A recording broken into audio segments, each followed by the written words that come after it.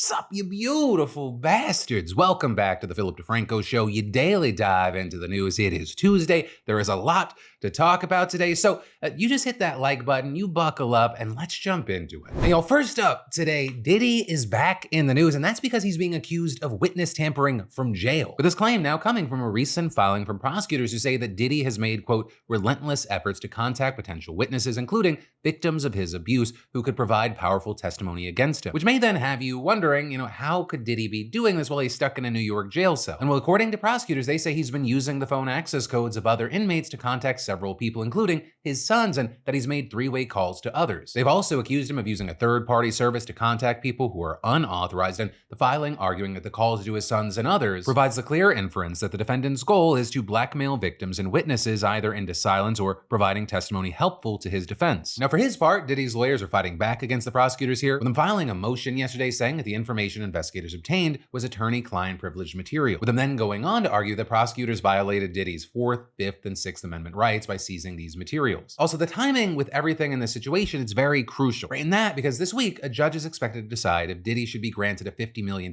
bail and be moved to home detention. So obviously, if prosecutors can find evidence that he is witness tampering from inside right now, that would really impact a judge's decision to let him out. And with all this, you had the LA Times speaking to a former federal prosecutor who said that prosecutors do have reason to believe he is obstructing justice, and there is a good chance that the judge doesn't toss out this evidence. And adding there, inmates don't have a 4th Amendment expectation of privacy in prison. Guards can search his cell without probable cause or a warrant. So we'll have to wait to see what happens there. But also, that's not the only update we have on a high-profile trafficking case today. And that's because Andrew Tate just got a pretty big win. Right in that, because a Romanian court found irregularities in the prosecutor's case against Andrew and his brother Tristan, which means that prosecutors now have by the end of the week to either amend the human trafficking and rape case or withdraw it. And then on top of that, the court also ruled that some of the evidence has to be removed, with that including statements from 2 of the main alleged victims, as well as testimonies from both Tate brothers that were deemed inadmissible, with outlets like Reuters describing this as a setback to the anti-organized crime prosecutors' investigation, citing flaws in the indictment and legal rights violations. And among the flaws, the court reportedly found improper descriptions of acts committed by the female suspects, missing details on the seizure of assets, and a failure to properly explain some of the charges. And so with all this, not a surprise that the Tate brothers' lawyer was celebrating, giving a statement saying this is a monumental victory for our clients who have maintained their innocence from the beginning. The court's decision to exclude key evidence and demand rectification of the indictment demonstrates the lack of substantiated claims against them. With Andrew Tate also celebrating on Twitter, writing, "Tate's free. Everything the enemies printed on MSM were lies. The prosecution knew they were lies. We knew they were lies. We were meant to die before we got here. They tried to break us. They wanted us destroyed. They wanted us afraid, but we fought back. It was a game of killing us with lies before a judge exposed the truth." Right? And so a very big win for the Tates, but also it's important to note they are not completely free yet, with outlets like Newsweek even having to do a fact-check piece explaining that the case has actually not been dismissed yet, as tons of posts have gone viral suggesting that the Tates are fully in the legal clear. But one, prosecutors still have until the end of the week to decide what's next, and two, as the Associated Press explained, in August, the anti-organized crime agency DICOT launched a second case against the Tate brothers investigating allegations of human trafficking, the trafficking of minors, sexual intercourse with a minor, influencing statements, and money laundering. They have denied all the charges. Tuesday's ruling doesn't affect this case. Right? And so the general idea is, as of right now, the book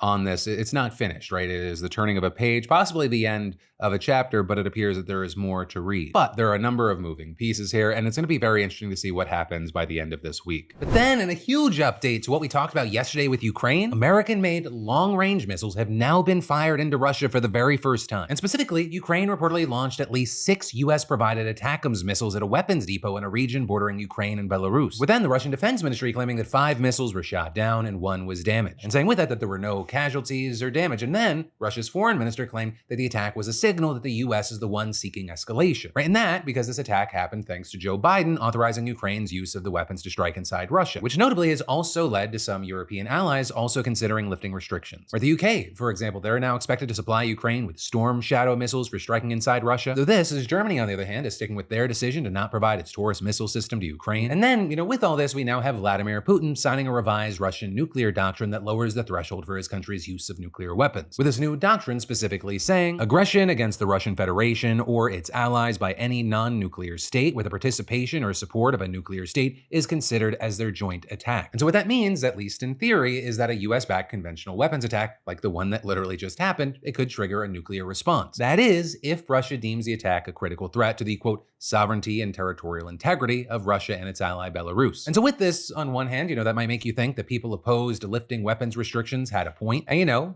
maybe they do. But then on the other hand, this isn't actually new. Putin actually outlined these new rules back in September, right? He's just making them official now. And then of course, beyond that, he's been brandishing Russia's nuclear arsenal to discourage Western aid to Ukraine since virtually day one of this war. Also, notably, America allowing Ukraine to use these missiles is a response to Russia all of a sudden bringing in tens of thousands of North Korean troops to fight. And then finally here, with all this, you had the Russian foreign minister saying today that Russia is strictly committed to a position of avoiding nuclear war and that the weapons act as a deterrent. Though of course, when we're talking about war, none of it should be taken lightly. And then also with that specifically out of the way, it's not just nuclear attacks that people are worried about from Russia. Like for example, we got to talk about these two undersea fiber optic communications cables in the Baltic Sea that have just been mysteriously severed, with a spokesperson for the company that owns one of the cables saying these kinds of breaks don't happen in these waters without an outside impact. And then with that, you had the German defense minister saying no one believes that the cables were accidentally damaged. We have to state, without knowing specifically who it came from, that it is a hybrid action, and we also have to assume without knowing it yet that it is sabotage. With of course there, the prime suspect being Russia, which we know, one, is extra pissed off right now, and two, is already accused of all sorts of sabotage in Europe, right from spying to arson to assassination, though to be clear, neither Germany or other countries are directly accusing Russia of destroying the cables right now. Because at this point, we really have no evidence exactly of what happened or who's behind it. But yeah, just something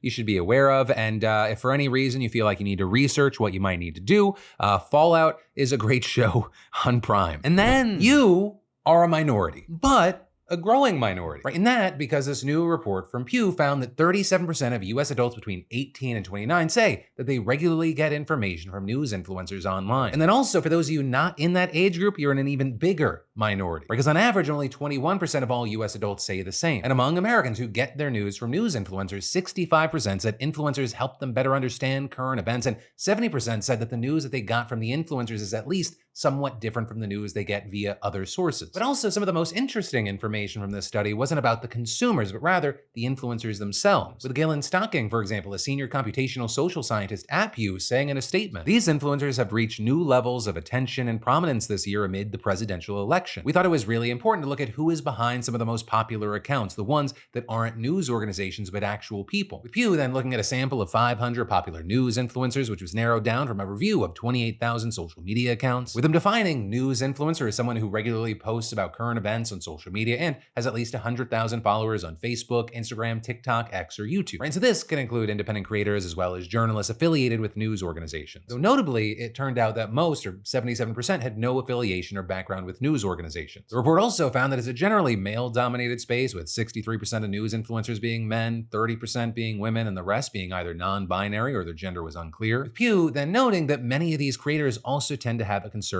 lean, saying many Republicans have long believed that social media sites censor conservative viewpoints. But overall, more news influencers explicitly present a politically right-leaning orientation than a left-leaning one, 27% versus 21% in their account bios, posts, websites, or media coverage. Though also noting with that about half of influencers do not express any clear political orientation. Among the news influencers that Pew said that they looked at, you had names that often come up when discussing news and political creators, right? Hassan Piker, David Pakman, Jack Posobiec. You also had politicians themselves like Stacey Abrams making the list, and former news anchors like Megyn Kelly and Don Lemon. Though perhaps the biggest creator listed was Joe Rogan. And while the report didn't do deep dives into the content made by these creators specifically, it started by noting how big a sway some influencers have, as some have gotten to interview presidential candidates. With that, you had CNBC saying that some of this is actually very good for political candidates, not only because social media is a relatively cheap way to reach a large audience, but also because they argue that these platforms and the creators make it easier to advance a straightforward message compared to an interview on a traditional news network, or where they say that journalists tend to be more combative. With Syracuse professor Joshua Dar saying, "It's probably good for the electorate to have a hard sit-down interview, but if it's a series of rapid-fire gotcha questions, I don't know if that's something campaigns are going to sign up for." But then it's also argued that one of the major negatives that comes up time and time again is how easy it is for misinformation to thrive on social media, especially as it pertains to politics and news. With a Columbia professor telling CNBC, there were standards that the networks used to determine what was true. Those guardrails are gone through social media. When you're getting information through social media, how do you know how original that information is? It's very hard to verify that, and unfortunately, the algorithm doesn't care. It just keeps sending you the same kind of information. Though all of this, of course, playing out nowadays trust in traditional news media is kind of at an all-time low. So I guess with all that said, with you being a consumer of online news via me right now in this literal moment, I'd love to know your thoughts on this report, its findings, whether it be about the political or gender gaps or just the situation in general. And that can include the pros and cons of people consuming information in this specific avenue. But then, taking a quick minute away from the news,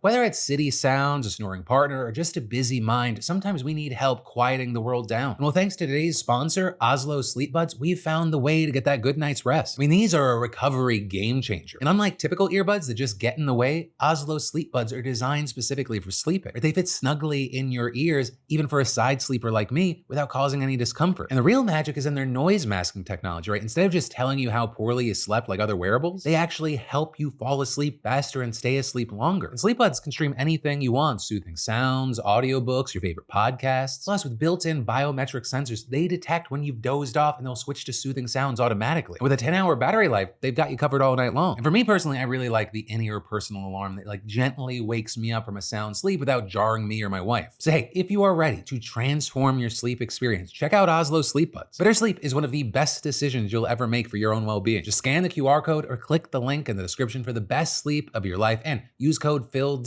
for $10 off today. That's PHILD. But then, officials on every level, from local leaders to the President of the United States, are openly condemning the neo-Nazi march we just saw in Ohio. Because as you may have already seen, there's a video circulating online showing a group of masked assholes waving swastika flags while marching down a street in Columbus. Reportedly, about 10 people were involved, 3 of whom were carrying the flags they paraded past local businesses while shouting the N-word. And according to local authorities, the group was armed and there may have been a physical altercation before the police arrived, with one outlet saying someone may have pepper sprayed them. But with everything, you had the police going on to say that while many of the neo-Nazis were temporarily detained, no one was arrested. And as you'd expect, we've seen different reactions on the local level. We saw community leaders doing a march of their own and a demonstration against the neo-Nazis and their hate. Columbus's mayor, Andrew Ginther, posting a statement on Twitter condemning the, quote, cowardly display and adding, "We will not allow any of our neighbors to be intimidated, threatened, or harmed because of who they are, how they worship, and who they love." But then the city attorney posting his own statement saying that this is not who Columbus is and they won't, quote, tolerate or normalize this disgusting ideology in any form. And adding, "Take your flags and the masks you hide behind and go home and never come back. Your hate isn't welcome in our city." Then moving up a bit, you had Ohio's Governor Mike DeWine saying the same things in his statement and adding, "There is no place in this state for hate, bigotry, anti-Semitism, or violence, and we must denounce it wherever we see it." And then all the way up at the top, you had the White House condemning the neo-Nazi march, calling it a sickening display and adding, "President Biden abhors the hateful poison of Nazism, anti-Semitism, and racism, which are hostile to everything the United States stands for." Though I will say, as much as people say this is not who we are, I can't even say that this is the first time we've seen a neo-Nazi demonstration this month. Just last weekend, a group of them gathered outside a local production of The Diary of Anne Frank in Livingston County, Michigan. And then there was also a demonstration by neo-Nazis in Springfield, Ohio back in September. But then, let's talk about Donald Trump nominating another Fox News host to hold a key position in his cabinet. Though I will say this one does have experience in public office, right? Because yesterday, Trump announced that he was tapping former Wisconsin Congressman and Fox Business host Sean Duffy to lead the Department of Transportation. Right, and here, Duffy seems to have kind of the perfect mix of political and media experience that Trump's looking for. Because for those that don't know, Duffy actually first rose to prominence as a reality TV star in the late 90s. Right? He was on The Real World's Boston and then Road Rules All-Stars. But then after earning his law degree, he worked as a district attorney in Wisconsin before then being elected to Congress, where he served from 2011 to 2019. Then after leaving office, he did a brief stint at CNN as part of kind of a slate of pro-Trump contributors, but he quickly left for Fox after facing backlash for comments questioning the loyalty of a key witness in Trump's first impeachment. Since then, he's been very vocal about his continued support for Trump. Now, as far as, how he's going to run the Department of Transportation, that kind of remains unclear. He has very little transportation experience, though I will say that is not uncommon for the posting. Pete Buttigieg didn't either. And already, if you look out there, it does not seem like in any way Duffy's appointment has been met with as much controversy as Trump's other nominees. Hell, some Democrats even gave him kind of a fairly lukewarm response. But what we do know is that the job that he's inheriting, it's not an easy one. It is not a secret that our infrastructure is crumbling, and if confirmed, he'll be the one responsible for deciding how to rebuild it. Duffy will also be tasked with oversight of the Federal Aviation Administration, right, the FAA, which that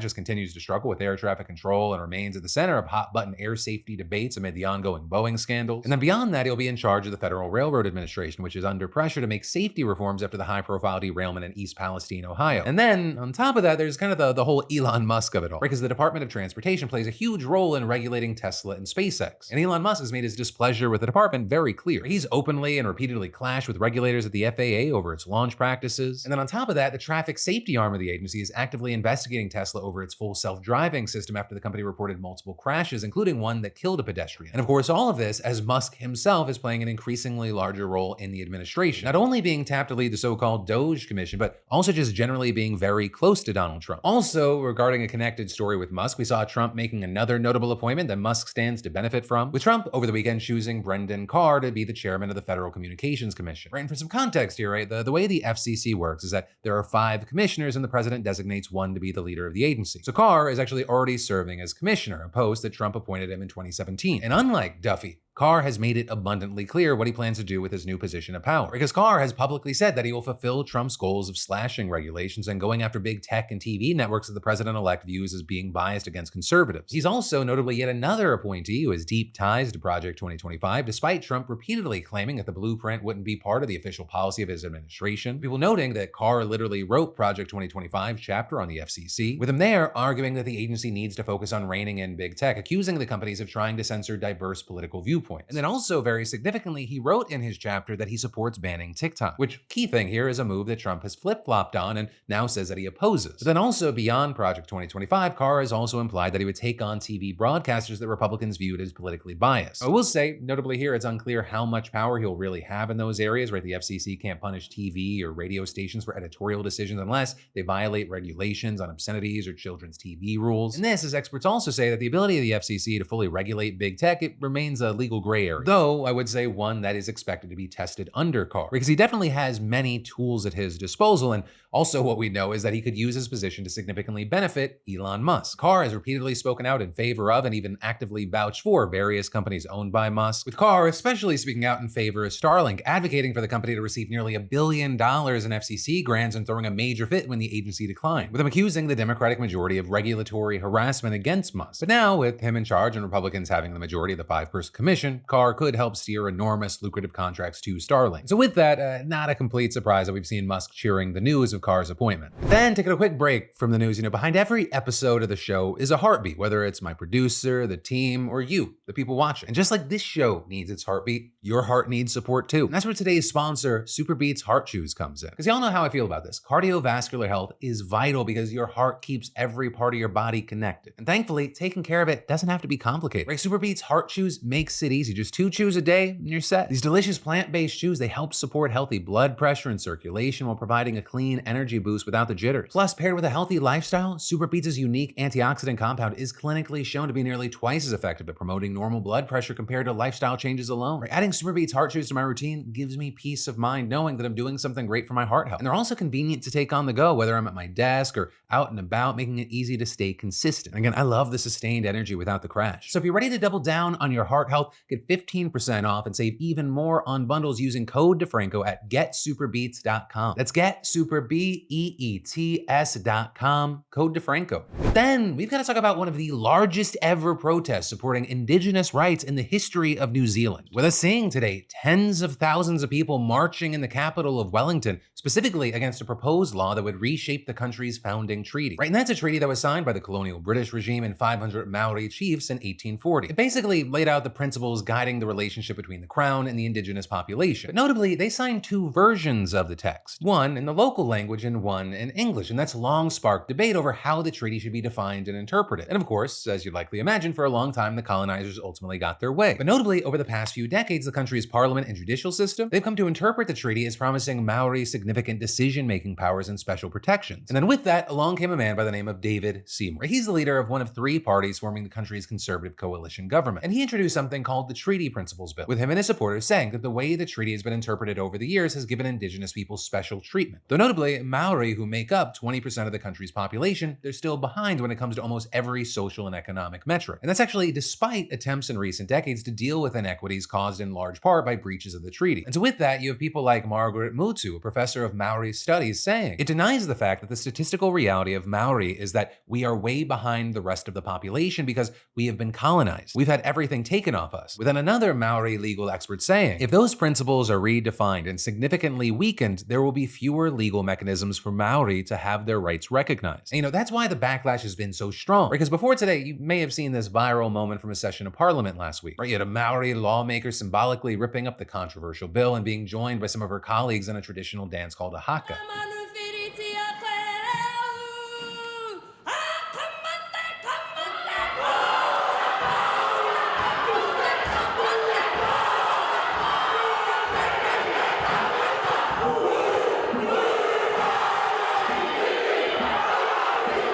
And actually, it was also last week that a 9-day march in the Capitol began, with an estimated 10,000 people passing through one town almost 300 miles north of the Capitol on Friday, and then finally reaching Wellington today, having grown to more than 40,000 strong. And so with all that, this bill has almost no chance of becoming law. Right, turns out it's even opposed by most people in the conservative governing coalition. But notably, this has gained attention as people's anger may be about more than just this one bill. Because since coming into power, the conservative government has implemented other policies that critics say threaten Maori rights. With, for example, that including a directive that public agencies should no longer target policies that specifically address racial inequities. They also abolished a health body dedicated to Indigenous health, challenging their protected representation in local governments and discouraging government departments from using the Maori language. But for now, we'll have to wait to see where things go from here, if this grows, if this was just kind of a small moment in time. And well, of course, I'd love to know everyone's thoughts, especially if you are from or you know someone in New Zealand. I'd love to hear from you. And then Google may now have to sell off their browser, Chrome. Right in that, because as you might remember back in August, you had federal judge Amit Mehta ruling that Google illegally monopolized the search market and saying there that the $26 billion that they paid to make their search engine the default option on smartphones and web browsers effectively blocked their competitors from success in the market. And so by securing that monopoly, the judge said that Google was able to hike online advertising prices without consequences. Now with this, when the ruling first dropped, we didn't know for sure what the DOJ was going to ask regarding changes to solve the problem. But we may finally now have the answer to the problem because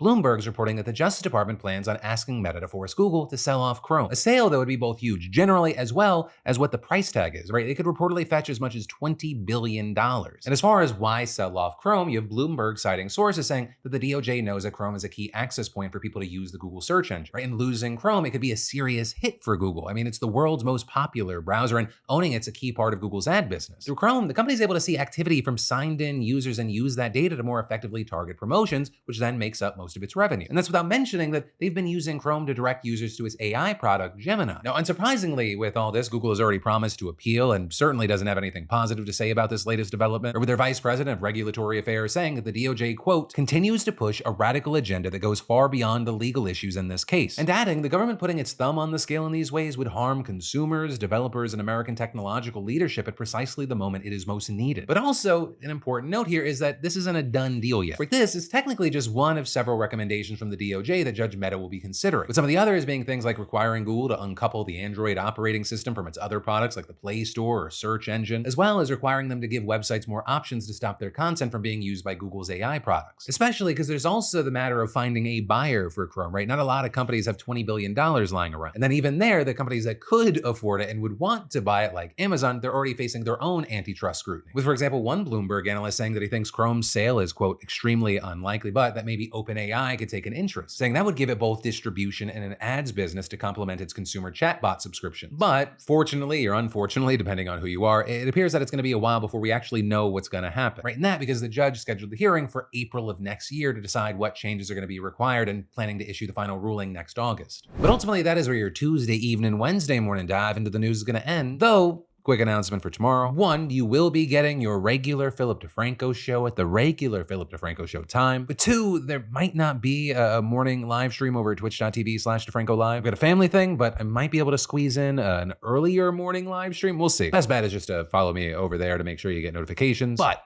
that said, my name's Philip DeFranco. You've just been filled in. I love yo faces, and I'll see you right back here tomorrow.